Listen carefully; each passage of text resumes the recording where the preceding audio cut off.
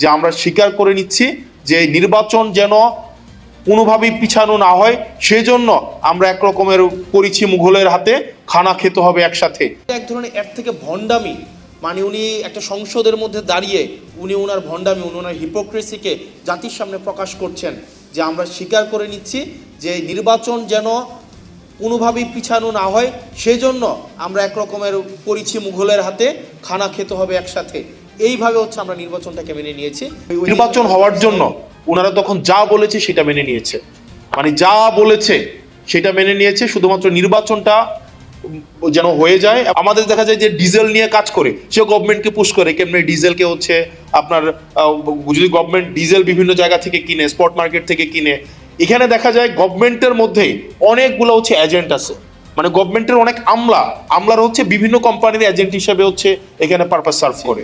এবং জনাব সালাউদ্দিন সাহেব বললেন, উনি স্বীকার করলেন, এটা গভর্নমেন্টের একটা দীনতা, উনি স্বীকার করলেন যে আমরা আসলে যে এক রকমের এটা ওনাদের হচ্ছে সংস্কার নির্বাচন হওয়ার জন্য ওনারা তখন যা বলেছে সেটা মেনে নিয়েছে, মানে যা বলেছে সেটা মেনে নিয়েছে, শুধুমাত্র নির্বাচনটা যেন হয়ে যায়। এবং এটা এক ধরনের এর থেকে ভণ্ডামি, মানে উনি একটা সংসদের মধ্যে দাঁড়িয়ে উনি ওনার ভণ্ডামি, ওনার হিপোক্রেসিকে জাতির সামনে প্রকাশ করছেন যে আমরা স্বীকার করে নিচ্ছি যে নির্বাচন যেন কোনোভাবেই পিছানো না হয়, সেজন্য আমরা একরকমের করেছি মুঘলের হাতে, খানা খেতে হবে একসাথে। এইভাবে হচ্ছে আমরা নির্বাচনটাকে মেনে নিয়েছি এবং সংস্কার ওই সময় আপনারা যা বলেছেন সেটাকে আমরা মেনে নিয়েছি। এখন যেহেতু আমরা নির্বাচিত হয়ে গিয়েছি, এখন আর মানুষকে, পিপলকে কেয়ার করার আমাদের কোনো সময় নেই। তো সেজন্য আমার কাছে মনে হচ্ছে যে গভর্নমেন্ট যেইভাবে যাচ্ছে এটা খুব সুখকর এবং দীর্ঘমেয়াদী কোনো ইতিবাচক প্রভাব রাখবে বলে আমার মনে হয় না। এবং আমাদের প্রত্যেকটা সিটিজেন বিট্রেড ফিল করছে, চিটেড ফিল করছে এবং প্রতিষ্ঠানগুলো বিট্রেড ফিল করছে। কারণ আপনি বলেছেন এবং পুলিশ সংস্কার কমিশন, পুলিশের সুরক্ষার জন্য পুলিশ সংস্কার কমিশন দরকার ছিল। আপনারা দেখেন পুলিশকে কিভাবে রাজনৈতিক হাতিয়ার হিসাবে ব্যবহার করা হয়েছে দীর্ঘ 17 বছর। ভাই পুলিশ শুধু তারও তো নিজস্ব হচ্ছে প্রোটেকশনের দরকার আছে, কিন্তু আপনি দেখেন আবার পুলিশের পোস্টিং, আবার হচ্ছে পুলিশের প্রমোশন, আবার পুলিশের পদায়ন, সবগুলাকে হচ্ছে আপনার মন্ত্রীর ইচ্ছার মধ্যে আপনি রেখে দিলেন। আবার আপনি দেখেন আপনার বিচার বিভাগের আপনার হচ্ছে সংস্কারটা হয় নাই। এখানে সেক্রেটারি, ওই দিন আইনমন্ত্রী সংসদে দাঁড়াইয়া উনি অনেকগুলা সত্য উনি চেপে গিয়েছেন এবং উনি অনেকগুলা অসত্যের অবতারণা করেছেন কাব্যিকভাবে এবং খুবই মানে এত মানে এইভাবে লাই বলতে পারে, এটা আমার কাছে খুব অবাক হয়েছে। উনি বলেছেন পোস্টিং, প্রমোশন, পদোন্নতির এটার কোনো এখতিয়ার নাকি আইনমন্ত্রীর নাই। খাতা কলমে অবশ্যই নাই, কিন্তু প্র্যাকটিসে আইনমন্ত্রী যেটা বলে সেটাই হয়। এখন আপনি একটা বিচারক, ফেয়ারলেস কোনো একটা বিচার কার্য পরিচালনা করবে বাংলাদেশে, এই পরিস্থিতি নাই। আপনি তার সেক্রেটারিয়েটে আপনি তাকে দখল করে রাখলেন। আমাদের ব্যুরোক্রেসিকে আপনি হচ্ছেন স্ট্রাকচারাল রিফরমেশন আনলেন না, এবং এটা না আনার কারণে যেটা হয়েছে পুরা জাতির প্রত্যেকটা ভোটার, ইভেন বিএনপিকে যারা ভোট দিয়েছে তারাও প্রতারিত হয়েছে, তারাও নিজেরা চিটেড ফিল করছে। কারণ দিন শেষে তো বিএনপি রাষ্ট্র কাঠামোর বাইরে না। বিএনপির হয়তো আপনি যদি পার্টি পলিটিক্স করে কত, মানে একটা নির্দিষ্ট যদি অংশ 5% বা 10% পার্টি পলিটিক্স করে, ভোটার মানেই তো কর্মী না। যারা ভোট দিয়েছিল যে বিএনপি এসে এইগুলোর সংস্কার করবে, তারাও এখন বিট্রেড ফিল করছে। সেই জন্য আমাদের এখন আবার রিঅর্গানাইজ হইতে হবে। আমাদের এখানে যারা আছি আমাদের রিঅর্গানাইজ হইতে হবে।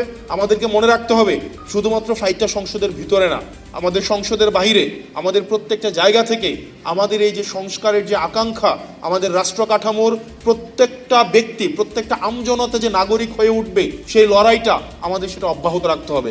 সেটা সংসদের ভিতরে এবং সংসদের বাইরে একইভাবে অব্যাহত রাখতে হবে।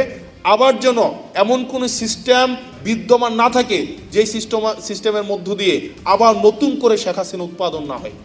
আমাদের আবার মাথায় রাখতে হবে সেটার মধ্য দিয়ে একজন ব্যক্তি ঢুকে আবার শেখ হাসিনা হয়ে বের হবে, এরকম কোনো যেন রাষ্ট্র ব্যবস্থা বাংলাদেশে বিদ্যমান না থাকে। সেজন্য আমাদের লড়াইটা অব্যাহত রাখতে হবে।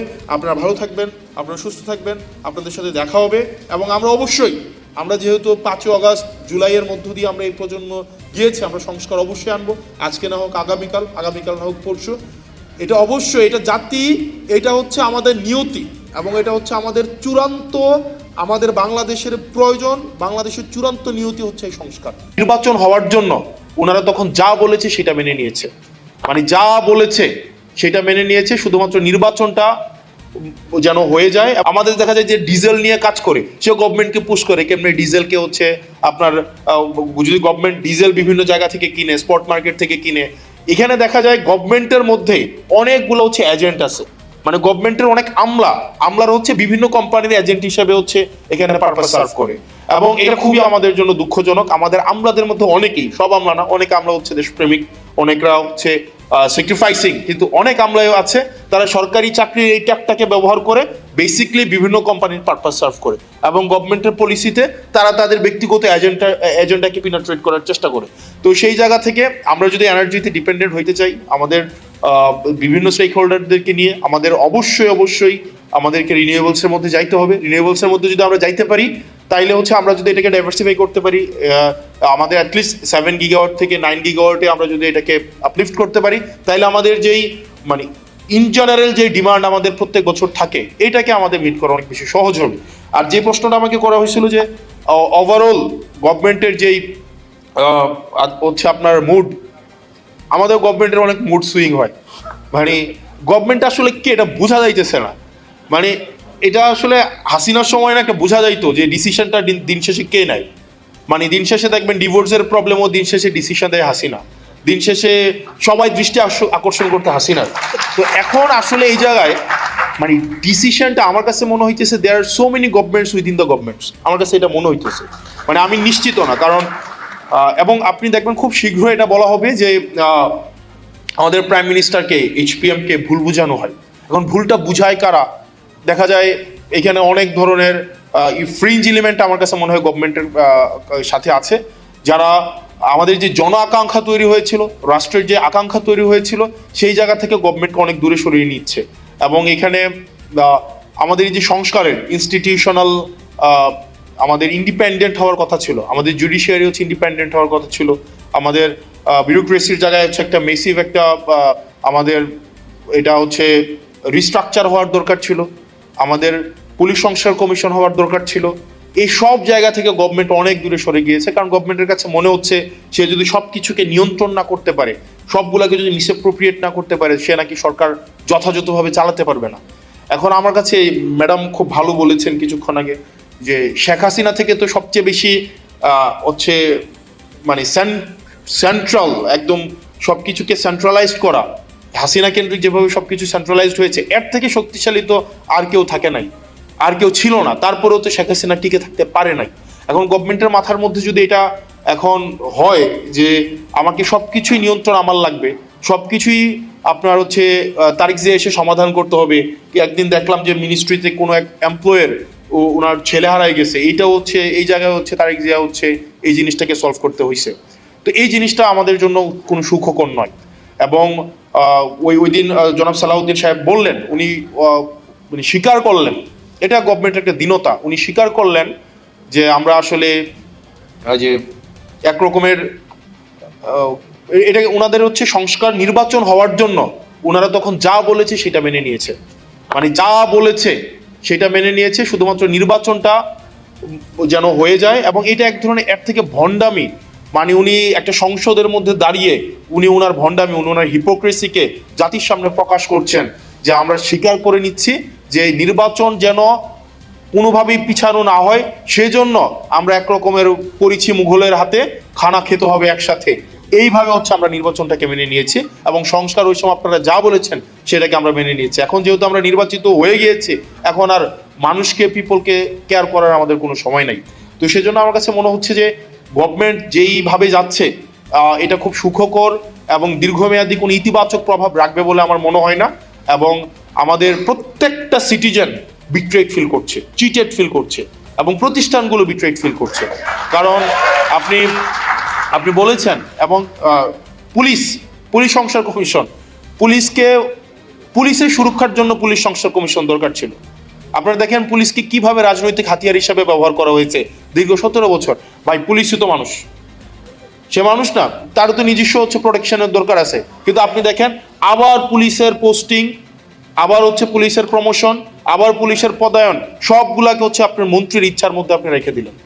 আবার আপনি দেখেন আপনার বিচার বিভাগের আপনার হচ্ছে সংস্কারটা হয় নাই। এখানে সেক্রেটারি, ওই দিন আইনমন্ত্রী সংসদে দাঁড়াইয়া উনি অনেকগুলা সত্য উনি চেপে গিয়েছেন এবং উনি অনেকগুলা অসত্যের অবতারণা করেছেন কাব্যিকভাবে এবং খুবই মানে এত মানে এইভাবে লাই বলতে পারে, এটা আমার কাছে খুব অবাক হয়েছি। উনি বলেছেন পোস্টিং প্রমোশন পদোন্নতির এটার কোনো এখতিয়ার নাকি আইনমন্ত্রীর নাই। খাতা কলমে অবশ্যই নাই, কিন্তু প্র্যাকটিসে আইনমন্ত্রী যেটা বলে সেটাই হয়। এখন আপনি একটা বিচারক ফেয়ারলেস কোন একটা বিচার কার্য পরিচালনা করবে, বাংলাদেশে তো এই পরিস্থিতি নাই। আপনি তার সেক্রেটারিয়েটটা আপনি তাকে দখল করে রাখলেন। আমাদের ব্যুরোক্রেসিকে আপনি হচ্ছেন স্ট্রাকচারাল রিফরমেশন আনলেন না, এবং এটা না আনার কারণে যেটা হয়েছে পুরা জাতির প্রত্যেকটা ভোটার, ইভেন বিএনপিকে যারা ভোট দিয়েছে তারাও প্রতারিত হয়েছে, তারাও নিজেরা চিটেড ফিল করছে। কারণ দিন শেষে তো বিএনপি রাষ্ট্র কাঠামোর বাইরে না। বিএনপির হয়তো আপনি যদি পার্টি পলিটিক্স করে কত মানে একটা নির্দিষ্ট যদি অংশ 5% বা 10% পার্টি পলিটিক্স করে, ভোটার মানেই তো কর্মী না। যারা ভোটার ভোট দিয়েছিল যে বিএনপি এসে এইগুলোর সংস্কার করবে, তারাও এখন বিট্রেড ফিল করছে। সেজন্য আমাদের এখন আবার রিঅর্গানাইজ হইতে হবে। আমাদের এখানে যারা আছে আমাদের রিঅর্গানাইজ হইতে হবে। আমাদেরকে মনে রাখতে হবে শুধুমাত্র ফাইটটা সংসদের ভিতরে না, আমাদের সংসদের বাইরে, আমাদের প্রত্যেকটা জায়গা থেকে আমাদের এই যে সংস্কারের যে আকাঙ্ক্ষা, আমাদের রাষ্ট্র কাঠামোর প্রত্যেকটা ব্যক্তি, প্রত্যেকটা আমজনতা যে নাগরিক হয়ে উঠবে, সেই লড়াইটা আমাদের সেটা অব্যাহত রাখতে হবে। সেটা সংসদের ভিতরে এবং সংসদের বাইরে একইভাবে অব্যাহত রাখতে হবে। আবার যেন এমন কোন সিস্টেম বিদ্যমান না থাকে যে সিস্টেমের মধ্য দিয়ে আবার নতুন করে শেখ হাসিনা উৎপাদন না হয়। আমাদের আবার মাথায় রাখতে হবে সেটার মধ্য দিয়ে একজন ব্যক্তি ঢুকবে, ঢুকে আবার শেখ হাসিনা হয়ে বের হবে, এরকম কোনো যেন রাষ্ট্র ব্যবস্থা বাংলাদেশে বিদ্যমান না থাকে। সেজন্য আমাদের লড়াইটা অব্যাহত রাখতে হবে। আপনারা ভালো থাকবেন, আপনারা সুস্থ থাকবেন, আপনাদের সাথে দেখা হবে। এবং আমরা অবশ্যই, আমরা যেহেতু 5 আগস্ট জুলাইয়ের মধ্য দিয়ে আমরা এই প্রজন্ম গিয়েছি, আমরা সংস্কার অবশ্যই আনবো। আজকে না হোক আগামীকাল, আগামীকাল না হোক পরশু। এটা অবশ্যই, এটা জাতি, এটা হচ্ছে আমাদের নিয়তি এবং এটা হচ্ছে আমাদের চূড়ান্ত, আমাদের বাংলাদেশের প্রয়োজন। বাংলাদেশের চূড়ান্ত নিয়তি হচ্ছে এই সংস্কার।